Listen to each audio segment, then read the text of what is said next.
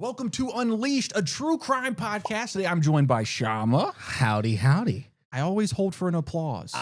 You should. Super talented comedian, actor, appreciate it. host, podcaster. What are you? Also, cowboy. I don't know why I'm kicking this off with howdy. I've never owned a horse or land. Did you have barbecue for lunch? No. Oh, dang.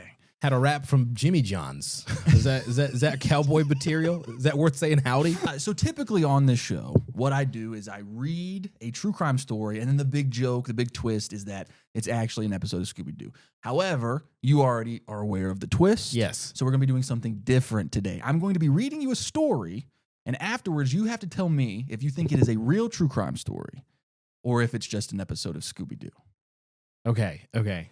Now, a few ground rules. I write these out, and so I can manipulate them in any direction I want.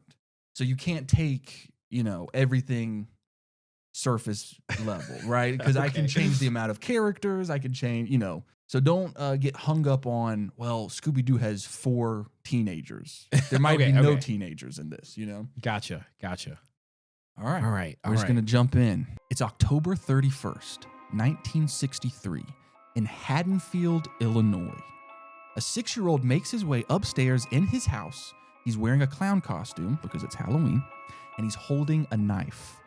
He walks into his sister's bedroom and proceeds to stab her several times until she's dead. He slowly walks outside through the front door just as his parents are arriving home. They take his clown mask off, and they notice his clown costume is covered in blood. Now, because he was a minor when this happened, all of the police reports and files have his name redacted. They just call him M in the files, and that's where I pull the information from. So that's what we're going to be calling him, is M. It's Eminem.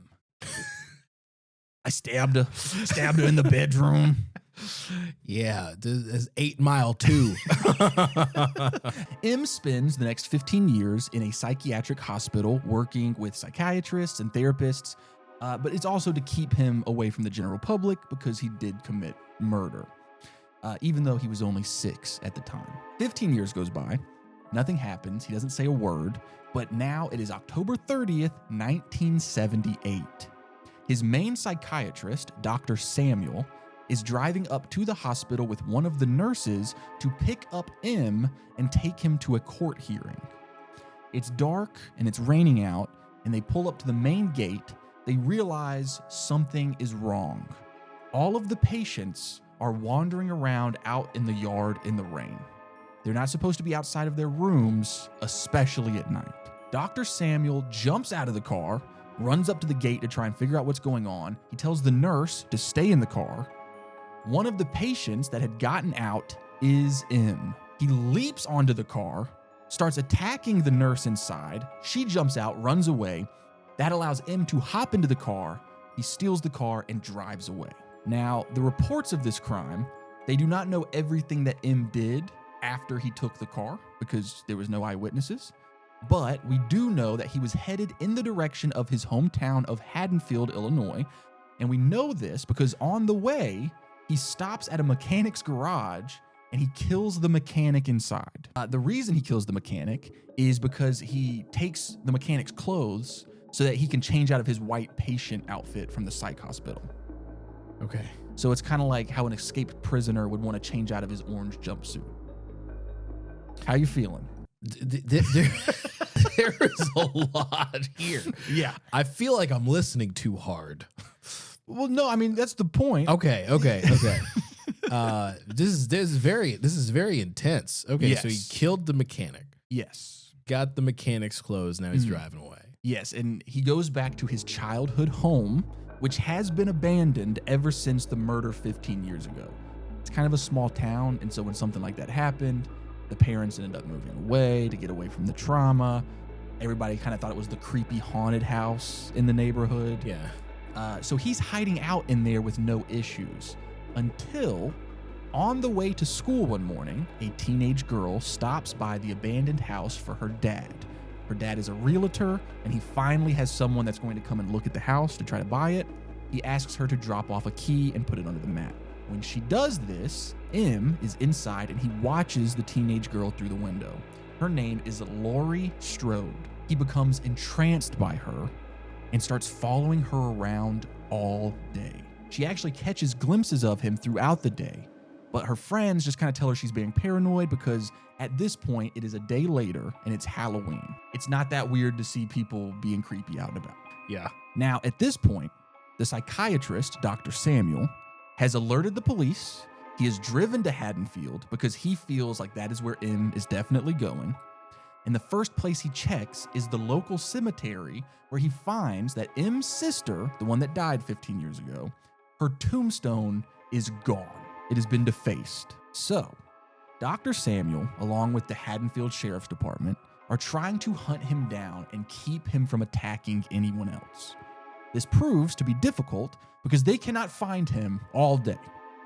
The reason they can't find him all day is because he's following around Lori and her friend Annie Brackett, even well into the evening where they are both at their babysitting jobs. Okay. Annie is babysitting at the house right across the street from the house where Lori is babysitting. M is watching them both through the windows of both houses until he ends up killing the dog at Annie's house. Too much going on? This dude's got too many bodies. Now a dog. That's, you know what's crazy is like he killed his sister, he killed a mechanic. If this is the real story, people probably wouldn't be that upset until the dog died. The dog, you're like, come on, man. Like, come on. On Halloween. Come on. That's not where the killing ends. Annie takes the child that she is watching across the street where Lori is watching her kid, so that Lori can watch both of the children for a few minutes so that Annie can go pick up her boyfriend.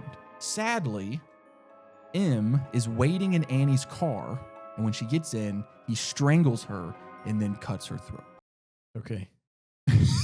Okay. Okay. It occurs to me now that I was like, hey man, you want to come be on the show? And then just proceeded to tell you the most devastating. This is insane. This is dark. Is it okay? Before that though, my first thought was like, man, what is it with like old babysitters doing side quests? Like all these movies and TV shows are like just babysitters who were like, all right, be back at 9. They're just like, all right, I'm gonna have a party. You're like, what? Well, it's funny that you bring that up because that's why Annie was going to get her boyfriend. Of course. Because some other teenagers were going to be coming over to the house to hang out for Halloween night. This is going to get a little complicated because there's a lot of names involved now. So just to clarify, Lori is at the Doyle family house. Across the street is the Wallace family house. M has just killed Annie outside the Wallace family house. Every murder mystery has to have a Doyle, by the way. Oh yeah, that's just that's a good last name to be a part of any. The Doyle family. Yeah, you're like, yeah. Are they good? Are they evil? We don't know. The two other teenagers are showing up at the Wallace family house where they were supposed to be hanging out with Annie and her boyfriend for like a little party. Annie's not there because she was killed by M in the car. But the two other teenagers are not aware of that. So they're just hanging out at the Wallace house. And this is a problem because now M is in the Wallace house hiding out. The two teenagers hook up in the house. And when the male teenager goes down to the basement to get a drink from the fridge, M kills him. M then puts on the Halloween costume that the male teenager was wearing and walks upstairs to the female teenager. The female teenager doesn't realize that it's not her boyfriend in the costume and just kind of starts messing with him. He's not even answering. He's just staring at her in the costume. So she's like, whatever. She calls across the street to Lori, where she's babysitting both kids. And she's just asking her, hey, why isn't Annie here? What's up with Annie? While she's doing that, M takes the phone, the cord, because this is back in the olden days. When phones had a wire. I believe Kanye has a song about it. Through the wire. He strangles her to death with the wire. Of course. So she's dead. Lori's on the phone when this is happening. She hears the whole thing happening, but she doesn't understand what's going on. So she runs across the street to go check on her friends. Once inside, she finds all of the dead bodies and she starts to freak out. M is still in the house. He attacks her, manages to cut her arm pretty badly, and during the attack, Lori stumbles over the banister and hits the floor pretty hard. The wind is knocked out of her. She gets to her feet. She runs out of the house to escape. She gets back across the street. She tries to call for help. The phone line is dead. Classic. Dude, the phone line being dead. Also, it is thundering the whole time throughout this whole party, right? I don't know about that. It's not in the police report. No, it's not in the police report. the cop was like thundering, thunder continuously scary, throughout, wind howling. Also, if I was selling a corded phone on like Facebook Marketplace, I would say like, gently used, never used to strangle anyone. Strangle free. Strangle free. This has never been used in a murder. Man, speaking of Facebook Marketplace, check this out. I saw this today. It's the funniest thing I've ever seen.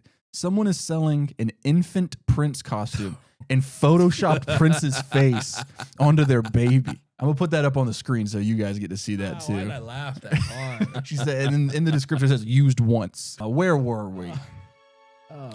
Lori manages to get across the street back to the house where she is babysitting. She tries to call for help. Phone line is dead. M has now sneaked into that house through the window and attacks Lori again. Lori is able to defend herself by stabbing him in the neck with a knitting needle. She's certain that she just killed this guy, so she runs upstairs and she's checking on the two kids. M is not dead. He goes upstairs, tries to attack Lori and the children. The children are hidden in the bathroom. Lori is hiding in a closet. Michael finds her in the closet, where she proceeds to stab him in the eye with a wire coat hanger. This causes him to drop his knife. She picks it up, stabs him in the chest. She runs to the kids, rushes them out of the house, says, go to the neighbors, call for help. They're taken off, they're crying, they're screaming, they're trying to get to a neighbor's house. This is where the psychiatrist comes back into play, Dr. Samuel. He and the sheriff's department have been searching the town. Dr. Samuel sees the two children screaming and crying and puts two and two together and says, I need to go that direction. Gets into the house where he finds M strangling Lori and pulls out his revolver. He shoots M in the head.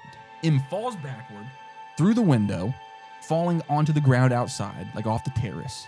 When the authorities later arrive, M is nowhere to be found. So, the question for you, Shama, is this a real true crime case? Or is this an episode of Scooby-Doo? Dun, dun, dun. And take your time. That was a lot of information. Okay. So there's M kills his sister wearing a mask on Halloween night. When he's 6. He's 6 years old. Parents come back. They take off his mask. He's bloody. Okay. Psych hospital. Mm-hmm. For 15 years. 15 years. So he's 21. Okay. When he escapes. Okay. And then he releases all of the other patients. Is that what I assume so. It's not clear, Okay. but there's a reason that they're all out there. I don't know if maybe there was a fire alarm or an accident which caused him to be able to escape with everyone else, or if he did something to cause that. I have no idea. There were a lot of episodes of Scooby-Doo that consisted of like psych hospitals, right? Was that a thing? I would say that there's definitely just one. The Harem Scarum Sanatorium. I like that Scooby-Doo was on the forefront of like mental health. Yeah. The opposite of Ronald Reagan. Ronald Reagan closed all the asylums, as they were called back then. Yeah. Did he really? Yeah. A lot of people attribute that to why there's such a homeless issue now, because wait, was that a good thing? Is that a good or a bad thing that he closed them all down? It's probably a bad thing because the people aren't getting the help they need. Yeah. But also there was probably some that mistreated their patient. I'm not an expert. I have no idea. Yeah, Ronald Reagan was like, now the mental health will trickle down. It's trickle down mental stability. Okay. So then he proceeds to kill several people. The mechanic. Kills the mechanic. Kills a dog. Yeah. Kills a teenage girl, a teenage boy, another teenage girl. Okay. And that's about it. Yeah, that's all the kills, I think. Okay, I'm trying to think. I haven't watched Scooby-Doo in a while. Mm-hmm. Forgive me. No, I know okay. that's like your That's religion. Right. That's okay. I should though. But my first thought is like, did Scooby-Doo have this much murder? Well, again, remember what I said at the beginning. I can change things. You can change things. I can make up gruesome details, but Okay. I don't just pull them from thin air. if it is a Scooby-Doo episode, I'm pulling from a very cartoonish version of. You're pulling from the scripture. Yeah, the holy word. Or Scooby would say, the holy word. He's too fast. He's too fast. Okay. A side note. What if I was like, hey, my girlfriend is babysitting and the parents will be back. Hey, do you want to go to a party for like 45 minutes? That sounds like the lamest party in the world. Hey, do you want to come to a party for about 1 hour before the parents come home? I think a big thing to remember though is they're teenagers, so they're dumb, and they're just wanting to hook up at a place. Yeah, let's go. Okay, so then. Murder. M gets shot by the cops. By the psychiatrist. His psychiatrist. With a revolver. Yeah. That's real murder mystery. That's very Clue, which you were in the Clue video. I needed to lock in. I needed to lock. Having watched that, I'm like, I wasn't locked in. Okay. And how did the story end? So it ends with M getting shot by the psychiatrist. Okay. He falls out of the window. And when the authorities show up, he's nowhere to be found. All right. So you need my answer now. I mean, if you're still thinking, take your time, talk it out. Okay. So there is the element of there is kind of a Halloween night costume vibe, which feels very Scooby-Doo. Right. But like you mentioned, it's a lot of murder for a Scooby-Doo episode. Even if I'm exaggerating, that's a lot of attacks to happen in a Scooby-Doo episode. I mean, shoot, a dog? That's the main character of Scooby-Doo? Yeah, he killed Scooby-Doo. I'm like, what? No. This was the rated R Velma reboot of... How was that? Not good. Oh, really? No. Okay. You can watch my video of it. Yeah, so for Scooby-Doo, I'm like, okay, it's a lot. But then also for reality, it's also a lot. It feels almost supernatural. Oh, yeah, I keep forgetting to reference this. Bramble Jam Studios' biggest show, Deck the Hallmark, is in their Christmas Hallmark season right now, which is why everything's Christmassy. I mean, they're in their season all year long. Well, yeah, but like Christmas is go time. Yeah. It's their Super Bowl. I want to say Scooby-Doo. Okay, so you're gonna lock in. This is an episode of Scooby-Doo. Hold on a second. Hey, I'm not rushing you. Take your time. Do you feel like you need to get this one right because I do? You didn't win the there's Clue a lot video? of pressure, but also there's like no. It's like you're watching. You heard the story. Like we're deliberating on it. We don't know the answer. Comment what you think is, and then be like, Shama sucks at answering these things. He never thinks, and all that dude didn't lock in the first way. He's not locked in now. No, everybody will be very. I'm nice watching to you it be unlocked all the time. But also, I mean, I think there's a lot of validity in it being real. Let me switch it up. This is a real event. So you're saying I'm going to say this is a real. This is a real true crime case. All right, this is a real true crime case. We're locking it in. Yes. Okay. I have one little confession. I did give you a hint in the story where I said M's name. Did you catch that? No. I lied. I know who M's name is. I know M's name. Okay. His name's Michael. Oh. Michael Myers. Guys, it is not a true crime case or Scooby-Doo. This is the plot to the movie Halloween. Michael Myers' Halloween. In reality, Shava. Ashton Kutcher? What else needs to happen? In reality, dude, I changed nothing from this story, really. Whoa. This is just straight up. I know you don't watch horror movies, so I just said the plot to the movie Halloween. This is the special Halloween episode of Unleashed. Wait. No, okay. yeah, the whole point of this show. Wait, how did you know that I haven't watched a Michael Myers movie? Because I know you. We're friends. You don't watch horror movies. I've known you for like 6 years. Oh, you got me there. No, yeah, I was very excited. This one I felt could only work with you because I know you don't watch horror movies.